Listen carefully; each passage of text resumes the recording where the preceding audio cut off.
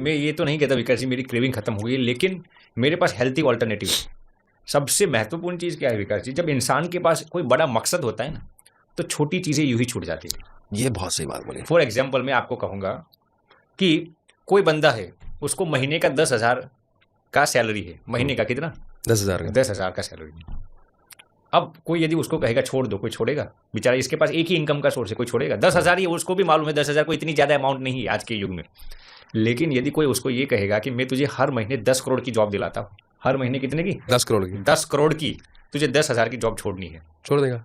अब उसको ये स्ट्रगल महसूस होगा, अरे यार मैं तो 10,000 का त्याग करता हूँ। ऐसा कभी भी उसको होगा? नहीं, बिल्कुल नहीं होगा। क्यों नहीं होगा? क्योंकि उसको सामने दिखाई देता है, क्या दिखाई देता है? महीने का 10 करोड़ दिखाई देता है। अब 10,000 छोड़ना, उसको वो संघर्ष महसूस नहीं होगा।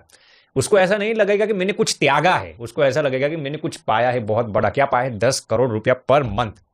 वैसे ही जब आपके जीवन में कोई बड़ा गोल आता है, जब कोई बड़ा विजन होता है, सामने कोई बड़ी चीज आपको दिखाई देती है ना विकास जी, तब ये खाने बाने सब नॉमिनल हो जाता है।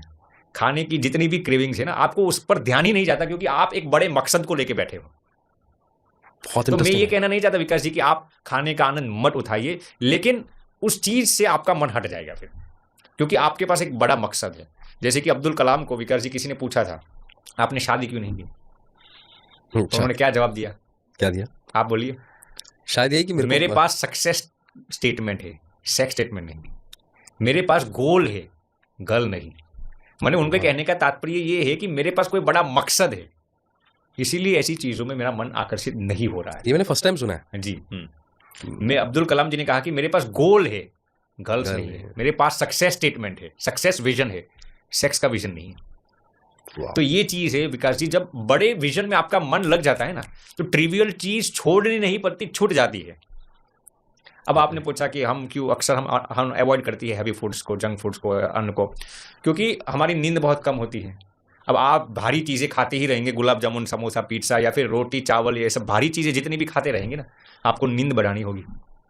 फिर आप अपने विजन के लिए, अपने गोल के लिए, अपने मकसद के लिए इतना समय डेडिकेट नहीं कर पाएंगे। तो इसीलिए हम ऐसी चीज़ें खाते हैं जो एक्सट्रीमली हेल्थी हो, आपको एनर्जी, न्यूट्रिशंस भी मिल जाए और आपकी बॉडी में थकान महसूस ना हो। तो हम अक्सर, हमारा लंच यही होता है, हम फ्रूट्स ले लेते हैं या फिर भिगोए हुए ड्राई फ्रूट्स ले लेते हैं। जैसे कि रात को हम 4-5 वॉलनट्स को भिगो देते हैं, 3-4 बादाम को भिगो देते हैं, 3-4 फिग्स, अंजीर को भिगो देते हैं, वही हमारा लंच होता है अक्सर।